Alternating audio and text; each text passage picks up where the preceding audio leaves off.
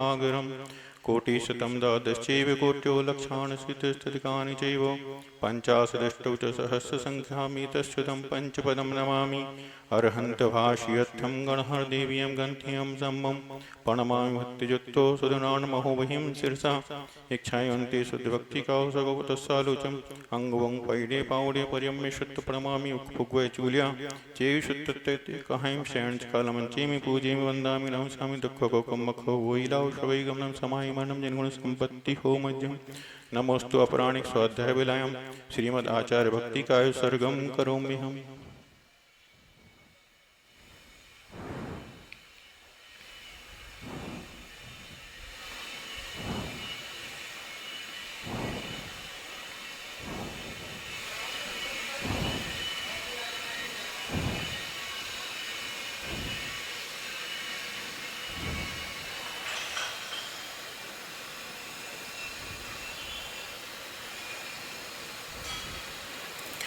श्रुत जलधिपारिकेभ्यः शुपरमति भावना पटुमतिभ्यः सुचरितपोनिधिभ्यो नमो गुरुभ्यो गुण गुरुभ्यः 36 गुण समग्रे पंचविहाचार गण संदिर्से शिष्याणुग्वय कुशले धम्मानि सदा वंदे गुरुवत्ति संयमेन तरन्ति संसार सायरं घोरं छिन्नन्ति अट्टकम्मं जम्मं मरणं न पावयन्ति ये नित्यं व्रतमन्तो होम निरता ध्यानाग्निहोत्राकुला षट्कर्मा विरतास्तपो धन्धना साधुप्रिया साधवा शील प्रावरणा गुण प्रहरणाश्चंदार्कते ज्योतिका मोक्षद्वार कपाट पाटन भटा प्रीणन्तु साधवा गुरुवा पांतु नो नित्यं ज्ञान दर्शन नायिका चारित्राणो गंभीरा मोक्ष मार्गोपदेशका इच्छावंते आर्य भक्ति का सगोपतस्सालोचम शमनान समदंसन संचर्युत्ताणं पंचविहाचारणं आर्याणं आयरादि सुधानो देशाणं त्रिगुरुपालयाणं सब साणु स्यांच कालमंचेमि पूजे वंदामि नमशामि दुःखकोकं मखो वोइलाव शवैगमनं समाहिमनं जनगुण संपत्ति हो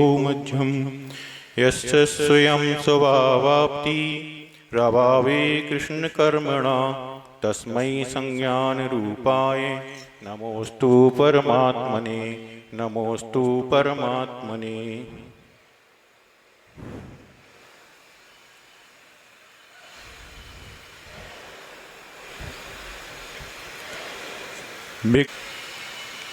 विगत 20 दिनों से मुनि महाराजों के मुखारविंद से यह इष्टोपदेश नामक ग्रंथ आप लोग सुन रहे हैं, स्वाध्याय कर रहे हैं और उसी में निरंतर हे तत्व के बारे में आप लोग अध्ययन करते आ रहे हैं और आज उपादेय तत्व का निरंतर 20 गाथाओं के माध्यम से हमें क्या छोड़ना है क्या छोड़ना है इसके बारे में आप लोग को सुनने को मिला। आज हमें क्या प्राप्त करना है और किसके द्वारा प्राप्त करना है, वह कैसा है, इसका स्वरूप जानने के लिए अगली कारिका आएगी।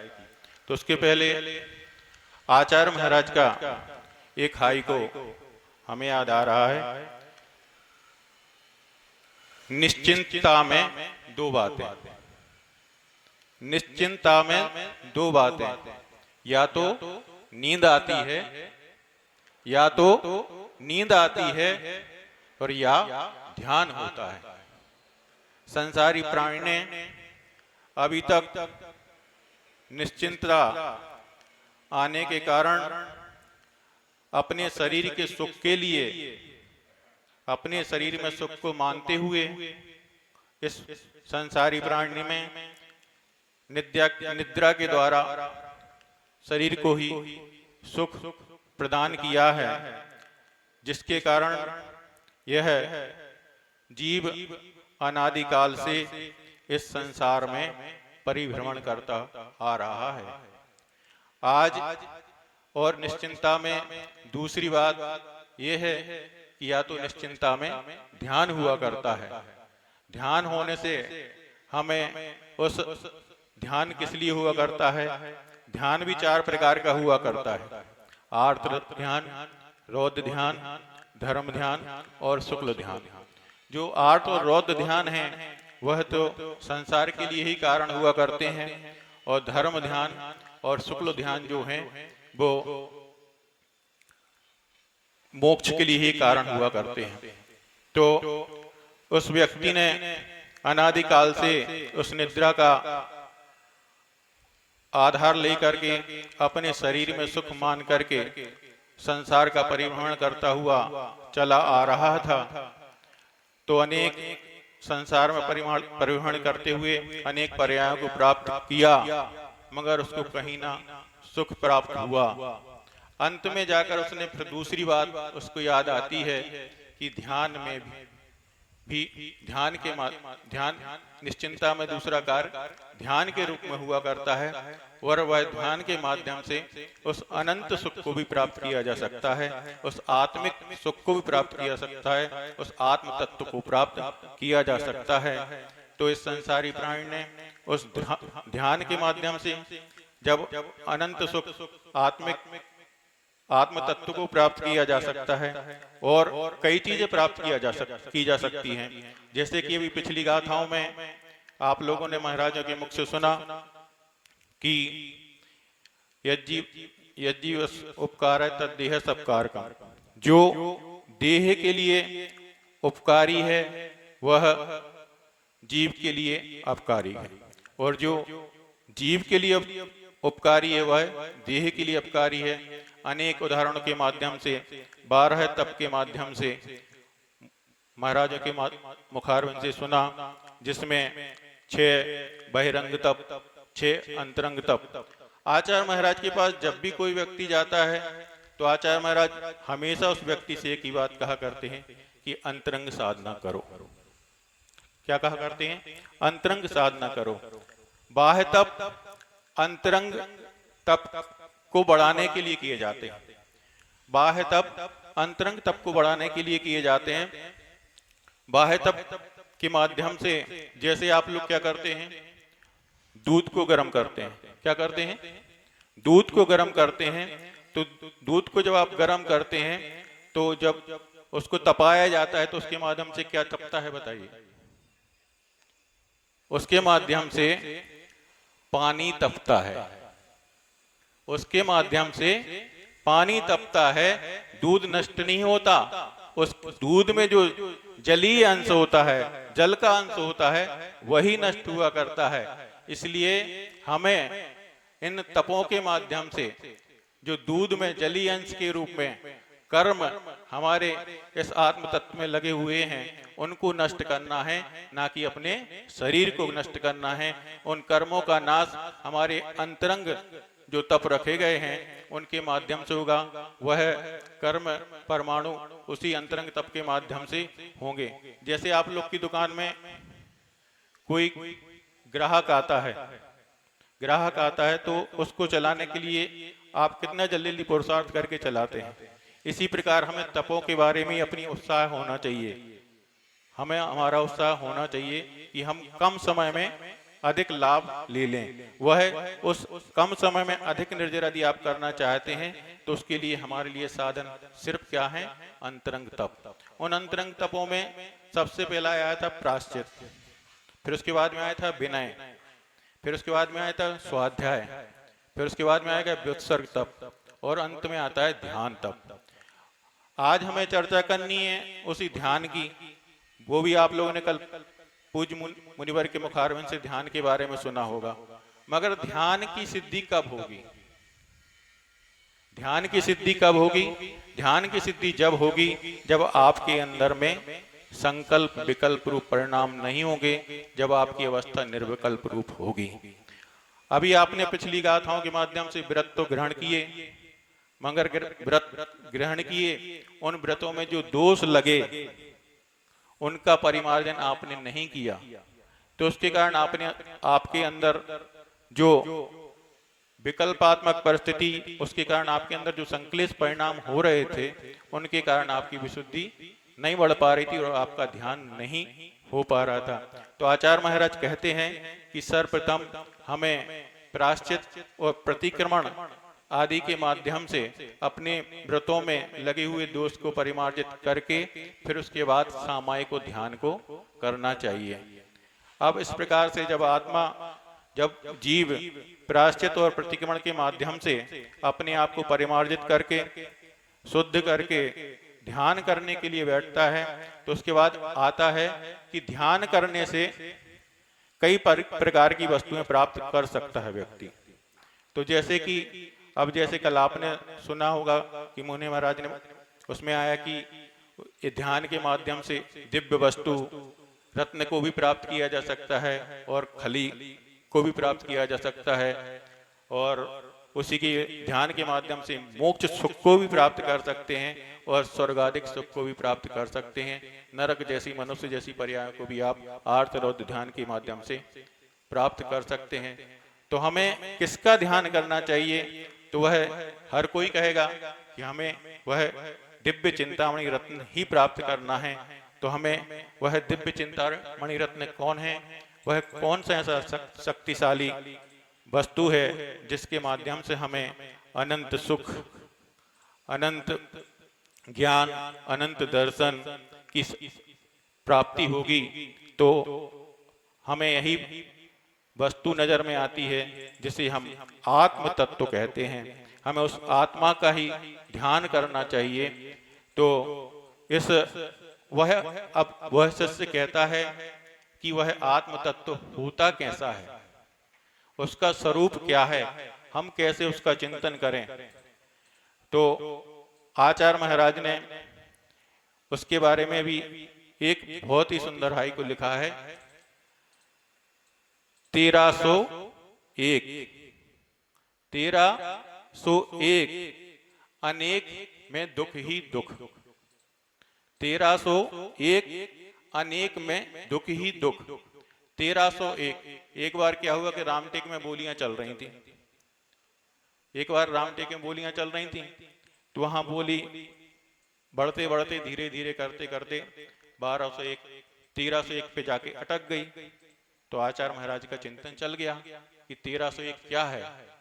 तो 1301 मतलब समय सार में एक गाथा आती है,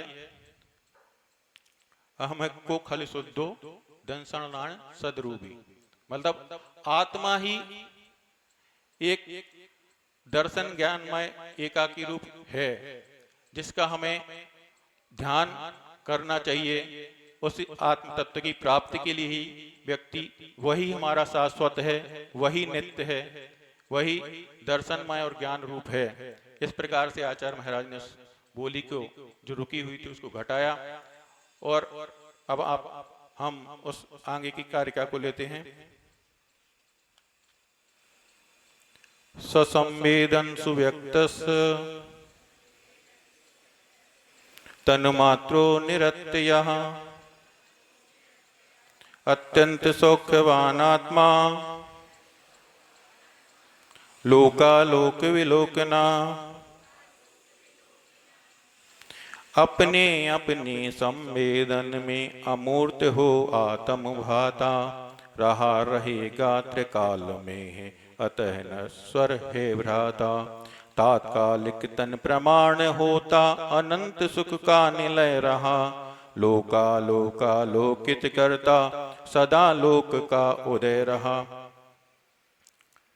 स्वसंवेदन आत्मा, यह आत्मा, संवेदन का मतलब होता है वेदन। जैसे जीव में सुख दुख और अपने आप का वेदन करने की क्षमता हुआ करती है, तो अनुभव, हमें अपनी भाषा में उसे अनुभव भी कह सकते हैं। तो आत्मा में स्वयं का अनुभव करने की, स्पष्ट प्रकट करने की, स्पष्ट करने की, जानने की शक्ति हुआ करती है। तनु मात्र, तनु का अर्थ होता है शरीर। इसका आकार शरीर के आकार का होता है। वह जिस पर्याय में जाता है उस पर्याय में जो शरीर की गहना आकार प्राप्त होता है उसी के अनुसार वह आत्मा हो जाया करती है। उसके बाद में निरत्या, यह नित्य है, क्योंकि द्रव्य के बारे में यही आता है नित्यावस्थान रूपाणी। द्रव्य नित्य हुआ करते हैं।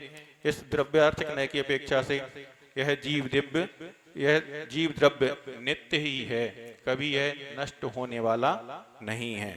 अत्यंत सौख्यवान, इस जीव में अनंत अनंत सुख रूप शक्ति प्राप्त है, जो कि वह अभी तक मोहिनी कर्म के आवरण के कारण छुपी हुई है, जो हमें स्पष्ट रूप में अनुभव करने में नहीं आती।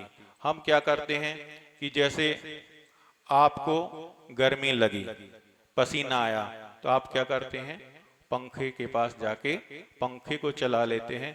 तो इस इंद्रियजन्य जो सुख हो रहा है उसको ही हम सुख मान लेते हैं। यह सुख नहीं बंधुओं, यह सुखावास है। जैसे हमें ठंडी लगी तो हम क्या करते हैं, ठंडी के दिनों में रजाई को ओढ़ लेते हैं और उसके माध्यम से जो सुख की अनुभूति होती है, यह सुख नहीं बंधु, यह सुखाभास है। ऐसे ही प्यास आदि की वेदना होने पर हम जल को ग्रहण कर लेते हैं या मिष्ट पेय पदार्थों को ग्रहण कर लेते हैं, अपनी तृषा को मिटा लेते हैं। यह जो इंद्रियजन सुख है, यह सुखाभास है। वास्तव में सुख तो सुख की प्राप्ति जब यह जीव का मोहिनी कर्म का क्षय हो जाता है और ज्ञानावर्णी, दर्शनावर्णी और अंतराय, इन तीनों कर्मों का क्षय वारमी गुण स्थान में हो जाया करता है, तभी इस जीव को अनंत सुख की प्राप्ति होती है, जिसे हम अनंत चतुष्टय भी कहते हैं। उसके बाद आता है लोकालोक विलोकना। यह इस आत्मा के अंतर लोकाकाश और अलोकाकाश, मतलब आकाश को दो भागों में विभक्त किया गया है। लोकाकाश जहां पर मध्यलोक, ऊर्ध्वलोक और अधोलोक की व्यवस्था की गई है, जिसमें सर्वत्र छहों दिव्य पाए जाते हैं। तो इस आत्म तत्व के अंदर उन छह द्रव्यों के परिणमन को एवं उन छह द्रव्यों की अनेक त्रिकालवर्ती पर्यायों को एक समय में एक साथ देखने और जानने की क्षमता हुआ करती है। इस प्रकार की यह लोकालोक विलोकन करने की शक्ति इस आत्मा के अंदर हुआ करती है। तो अब लोकाकाश जहाँ छहों द्रव्य पाए जाते हैं उसको लोकाकाश कहते हैं। हम अब कहाँ बैठे हैं, मध्यलोक है। हमारी त्रिकालवर्ती माने की भूत की और भविष्य की सभी पर्यायों को एक समय में एक साथ जानने की क्षमता इस आत्म तत्व में है। मगर उसकी प्रत्येक जीव के अंदर जो आत्म तत्व विद्वान है, चाहे वह निगोदिया जीव के अंदर हो आत्म तत्व, चाहे मनुष्य के अंदर आत्म तत्व है, उस प्रत्येक आत्म तत्व में इस प्रकार के सभी गुण पाए जाते हैं। मगर उनके ऊपर एक आवरण पड़ा हुआ है। कैसा? जैसे अपन लोग घरों में देखते हैं, पुराने समय, अब तो नया समय अलग होता है, पुराने समय में देखा करते थे कि गुरसी बोलते हैं ना, गुरसी, जिसके अंदर कंडे को छुपा के रखते थे और उस कंडे में अग्नि रहा करती थी, उसके ऊपर राख पड़ी रहती थी। इसी प्रकार हमारा यह आत्म तत्व उस गुरसी में कंडे की तरह राख से दबा हुआ पड़ा है। हमें इन कर्मों के आवरण को हटा करके उस आत्म तत्व की शक्ति को आत्म तत्व को प्राप्त करने का पुरुषार्थ करना है। अभी तक अनादिकाल से हमने इस प्रकार का पुरुषार्थ नहीं किया है। हमारे और आप सभी के पुण्य के कारण आज इस युग में पूज्य गुरुदेव भगवान आचार्य विद्यासागर जी मुनि महाराज का सानिध्य मिला है। तो आज हम उस अपने कंडे जिसमें अग्नि प्रज्वलित है, गुरसी में कर्मों के आवरण में दबा हुआ पड़ा है, उसको उद्घाटित करने का पुरुषार्थ कर सकते हैं। क्योंकि अभी तक हमने यदि इस प्रकार का पुरुषार्थ किया होता तो आज हम यहाँ नहीं बैठे होते। और आप लोग का तो और भी तीव्र का पुण्य कर्म का उदय है। गुरुजी नहीं मिले तो नहीं मिले, उनसे कम नहीं ऐसे गुरुदेव पूज्य प्रथम निर्यापक श्रमण मुनि श्री समय सागर जी महाराज मिल गए हैं, जिनका नाम ही ऐसा सार्थक करता है। समय के भी तीन अर्थ हुआ करते हैं। समय के भी तीन अर्थ हुआ करते हैं। क्या अर्थ हुआ करता है? समय का एक अर्थ हुआ करता है काल, ठीक है, समय। दूसरा अर्थ हुआ करता है क्या? आगम। और तीसरा अर्थ हुआ करता है आत्मा। तो इसलिए सभी बंधुओं से मेरा तो यही कहना है कि समय के रहते हुए, समय के रहते हुए, समय के अनुसार समय का लाभ ले लो तो तुम्हारा भला हो जाएगा। समय के रहते हुए मतलब यह पंचम काल है। इसमें यदि आपने आगम के अनुसार और गुरु के बताए मार्ग के अनुसार पुरुषार्थ कर लिया तो हमें आत्म तत्व की प्राप्ति हो जाएगी। नहीं तो आगे चल के कौन सा काल आने वाला है? छठा काल, जिसमें हमारे अंदर इस प्रकार की पुरुषार्थ करने की क्षमता नहीं रहेगी। तो इसलिए आप सभी बंधुओं से मेरा यही कहना है, सागर वालों से खासकर ये कहना है कि जो आपको पूज्य गुरुदेव की कृपा से इतने बड़े महामुनि महाराज प्राप्त हुए हैं, उनका अच्छे से लाभ ले लेना। अभी आगामी समय में क्या आने वाला है? 10 लक्षण महापर्व, समझ गए? उस 10 लक्षण महापर्व में पूज्य बड़े महाराज जी की और प्रसाद सागर जी मुनि महाराज के द्वारा 10 दिन तक आप लोगों को 10 धर्म के माध्यम से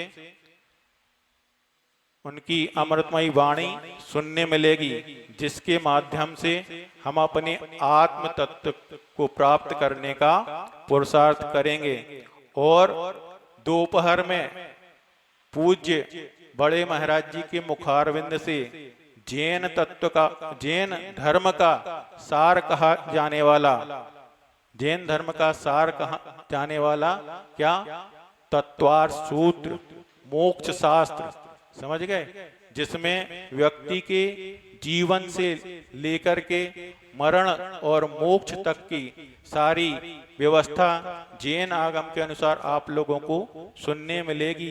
इसलिए आप सभी से मैं तो यही चाहता हूं कि आप भी आएं और साथ में अपने परिचितों को और अपने परिजनों को भी जरूर लाएं, क्योंकि ऐसा दोबारा मौका मिलने वाला नहीं है।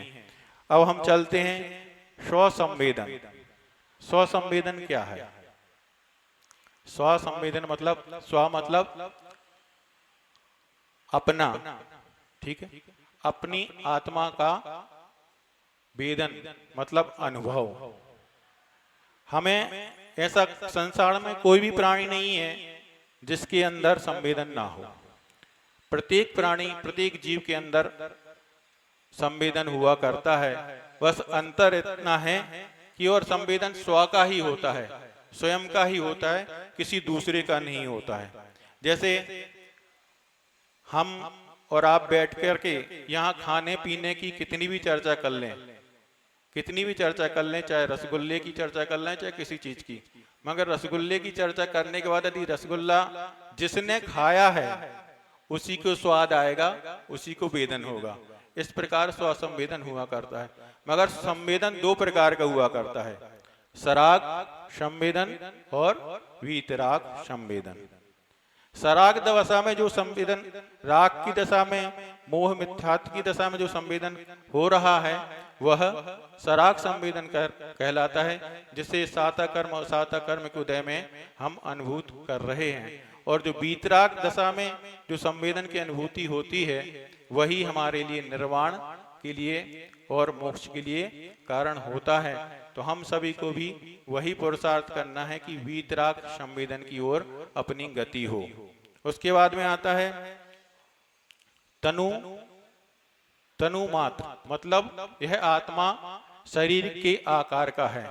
तो इसको कैसे समझेंगे? यह आत्मा शरीर के आकार का है, चाहे किसी भी जीव में यह आत्म तत्व हो, सब में समान गुणधर्म पाए जाते हैं।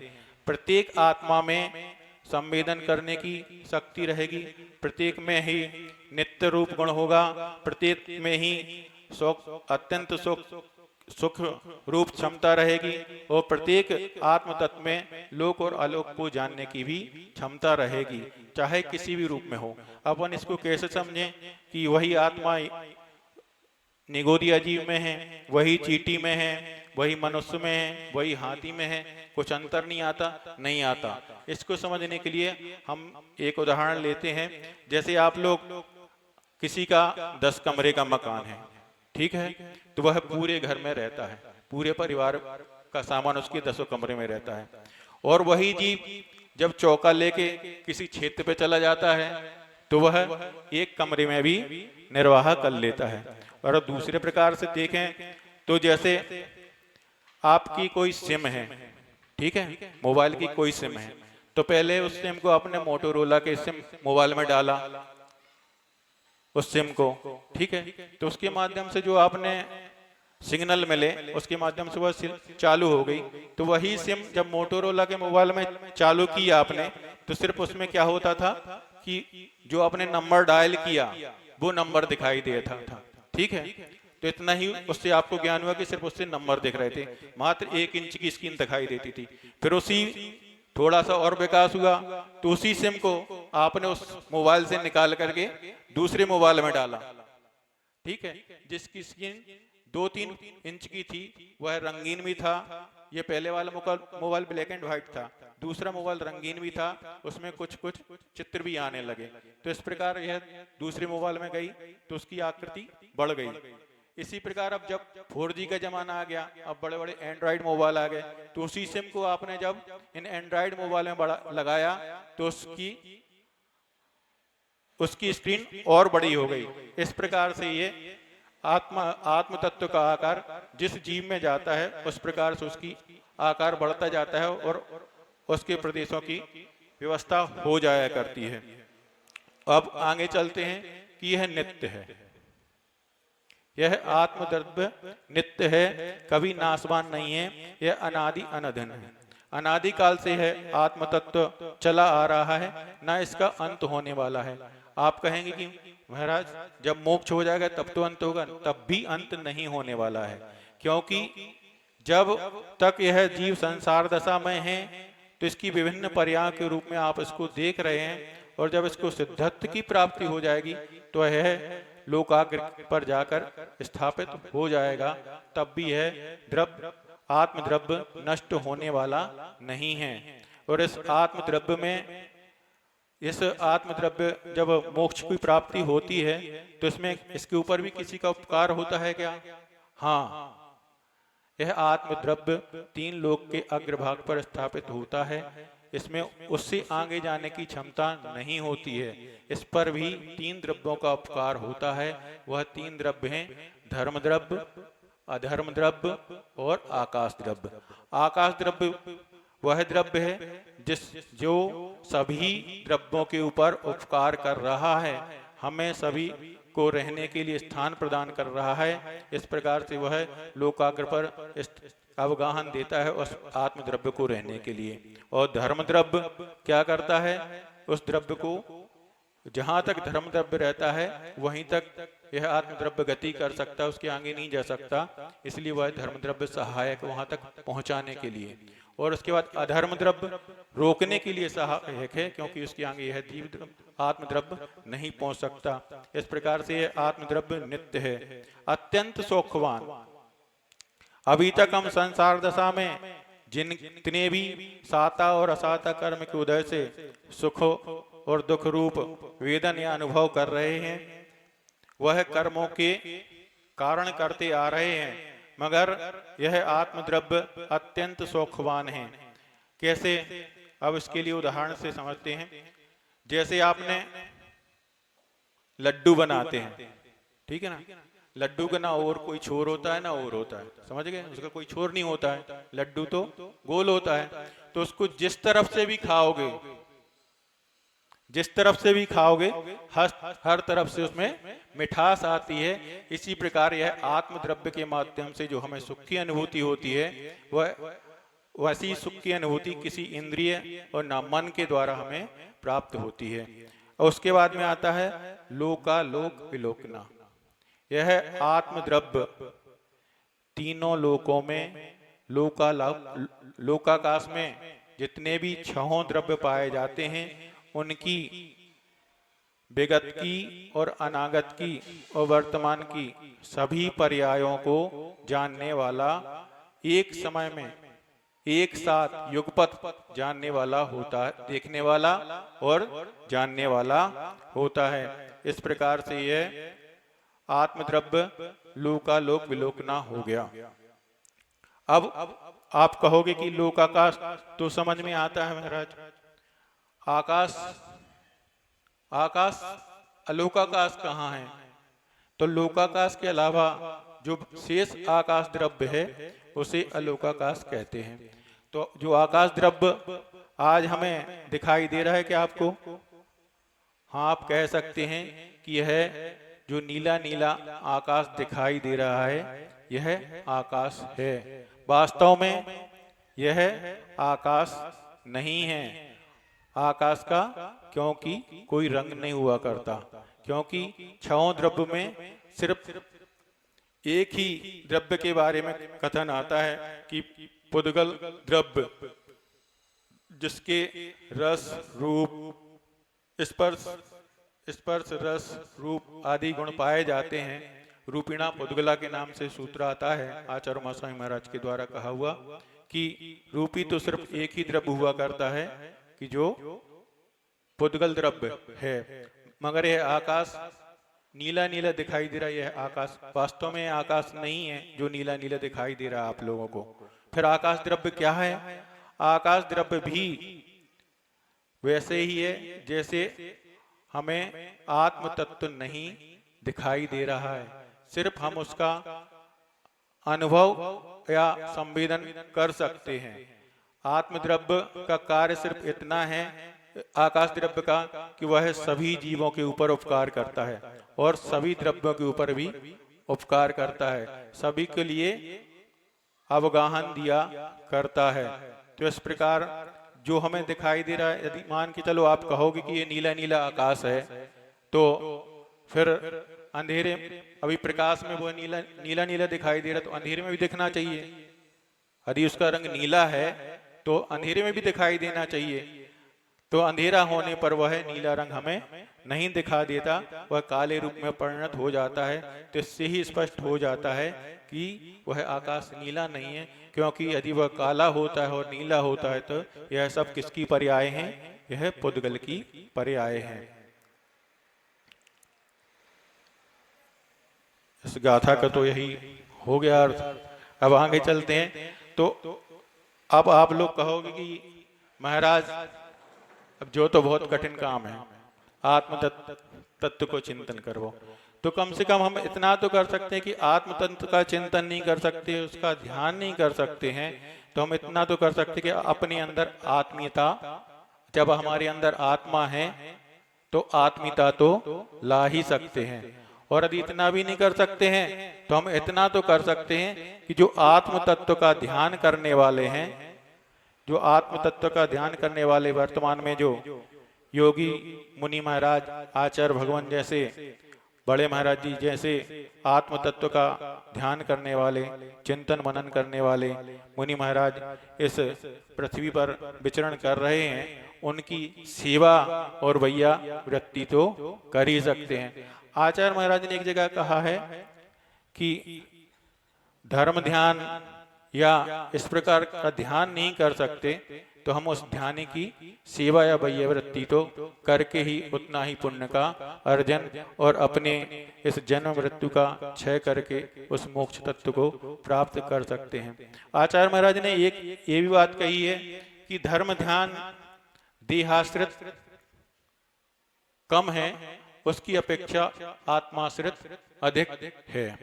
तो इसी प्रसंग में आचार्य महाराज का ऐसा व्याख्यान ने पढ़ा कि एक बार एक मुनि महाराज उस आत्म तत्व में लीन होकर के एक पहाड़ी पर एक गुफा के अंदर शांत चित्त होकर के मन वचन काय की गुप्ति को धारण करके वही हम को कलुशुद्धो को गाथा को लेकर के निरंतर उस तत्व का चिंतन करने में लगे हुए थे, तभी उस वन का राजा, उसी जंगल का राजा शेर, जो कई दिनों से भूखा था, तो उसने उन मुनि महाराज को देख करके अपना शिकार समझ करके उनकी ओर अपने कदम बढ़ाए, और उसने जैसे ही अपनी दहाड़ लगाई तो उस गुफा में, उस चट्टान के अंदर रहने वाला शूकर देखता है कि यह शिकारी, यह वन का राजा शेर जरूर उस गुफा की ओर जा रहा है जहां पर एक मुनि महाराज आत्म ध्यान में लीन है। तो इस प्रकार से वह शेर जैसे ही वहां उस गुफा के पास प्रयाण करता है, तो वह बीच में आकर वह शूकर, वह भी कम बलशाली नहीं था, उनकी उस शेर की ही जवाब देने वाला था, मुठभेड़ करने वाला था, तो वह बीच में आ जाता है और उस शेर को वहां जाने से रोक लेता है। और इस प्रकार से कई जवाब सवाल होते हैं, तुम वन के राजा हो तो क्या हुआ, क्या ऐसा अत्याचार करोगे, किसी शांत प्रिय व्यक्ति को अपना भक्षण करोगे, क्या उसको शिकार बनाओगे, क्या उसका सेवन करोगे। इस प्रकार से कई जवाब सवाल होते हैं। बहुत देर तक मुठभेड़ चलती है। अंतोगत्वा दोनों बहुत ही क्रोधासक्त हो जाते हैं और बहुत देर तक झगड़ा करते करते दोनों का अवसान हो जाया करता है। तो अंत में जब दोनों का अवसान हो जाता है तो वहां उपस्थित मुनि व्यक्ति के अंदर चिंतन आता है कि जब दोनों का अवसान क्रोधासक्त होकर के हुआ है और इतनी क्रोध की ज्वाला के अंदर हुआ है, इतनी तीव्र लेस्या के साथ हुआ है, तो दोनों को निश्चित ही अधोगति का बंध हुआ होगा। मगर ऐसा नहीं हुआ था बंधु। उस शेर के परिणाम उन मुनि महाराज को अपना शिकार बना करके अपना आहार बनाना था, लेकिन उस शूकर का तो उद्देश्य सिर्फ उन मुनि महाराज की रक्षा करना था। इसके कारण उस ध्यानी मुनि महाराज की रक्षा करने के परिणाम के कारण उसने इस प्रकार का साहस किया, इतनी लड़ाई झगड़े किए, जिसके कारण उस शूकर के लिए तो स्वर्ग का बंध हुआ और उस शेर के लिए अधोगति नरक का बंध हुआ। बस इतना ही अंतर है कि उसके अंदर आत्मीयता थी और एक धर्म ध्यानी मुनि महाराज की रक्षा के भाव थे, जिसके कारण उसने उस शेर से मुठभेड़ करके अपने जीवन का अंत किया। इसी प्रकार हम भी अपने जीवन में यदि धर्म ध्यान या इस प्रकार के ध्यान नहीं कर सकते हैं, तो इस प्रकार की साधना करने वाले जो जीव इस संसार में विचरण कर रहे हैं, तो उनकी सेवा वैयावृत्ति करके भी इस प्रकार का पुण्य संचय करके अपना जीवन उज्जवल कर सकते हैं। और आगे जितने भी जीव इस जगत में पाए जाते हैं, उनमें सभी जीवों में आत्माएं पाई जाती हैं। उन सब जीवों में जो आत्माएं पाई जाती हैं, उनका भी आगम में वर्गीकरण किया गया है।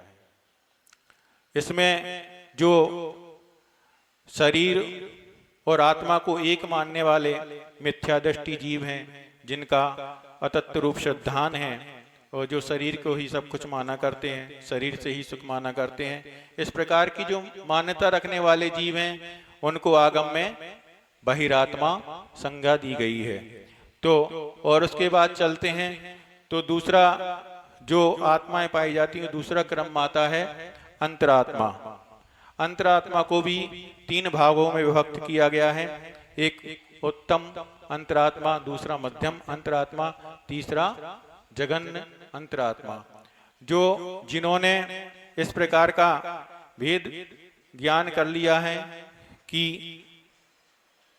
शरीर अलग है, आत्मा अलग है, और जिन्होंने छयों द्रव्यों के ऊपर यथार्थ श्रद्धान कर लिया है कि पुद्गल रूपी है, रसगंध वर्ण से युक्त है और छयों द्रव्य नित्य हैं, इस प्रकार का जिनका श्रद्धान हो गया है, सम्यक दृष्टि जो है और जिनके भाव अभी सिर्फ श्रद्धान के हुए हैं, व्रत के नहीं हुए हैं, अभी वह अविरत अवस्था में है, ऐसे चतुर्थ गुण स्थानवर्ती जो जीव हैं उनको जगन्य अंतरात्मा की संज्ञा दी गई है। और उसके ऊपर उठ के जिन्होंने व्रत संयम रूप भाव बना करके और जिनका आत्मा के ऊपर श्रद्धान जागृत हो गया है और उसके लिए पुरुषार्थ चालू कर दिया है, वो उसी मार्ग पर आगे बढ़ते जा रहे हैं। तो ऐसे जो पंचम गुण स्थानवर्ती और छठम गुण स्थानवर्ती जो जीव हैं उनको मध्यम अंतरात्मा की संज्ञा दी गई है। और उसके बाद जो अप्रमत्त गुणस्थान से लेकर के 12वें गुणस्थान तक जिनका समस्त प्रकार के परिग्रहों का त्याग हो चुका है, निरंतर आप लोग कई दिनों से सुनते आ रहे हैं पूज्य महाराज जी के द्वारा और प्रातः काल में भी बड़े महाराज जी के मुख से, दोपहर और उसी समय प्रसाद सागर जी महाराज के मुख से परिग्रह के बारे में, परिग्रह चिंता दुखी मानो, इस प्रकार से जिन्होंने अपने सभी अंतरंग और बहिरंगों को परिग्रह का त्याग करके निर्विकल्प अवस्था को प्राप्त कर लिया है, इस प्रकार के जो आत्मा हैं उनको उत्तम अंतरात्मा की संज्ञा दी गई है। और जिन्होंने अपने ज्ञानावर्णी, दर्शनावर्णी, मोहिनी और अंतराय कर्मों को नष्ट करके अनंत चतुष्टय रूप केवल ज्ञान, केवल दर्शन और अनंत सुख और अनंत वीर रूप जो अनंत चतुष्टय को प्राप्त कर लिया है, उनको परमात्मा की संज्ञा दी गई है। अब परमात्मा के भी दो भेद आया करते हैं, एक सकल परमात्मा और एक निकल परमात्मा। कल का अर्थ होता है शरीर, जो शरीर से सहित हैं वह कौन कहलाते हैं? सकल परमात्मा।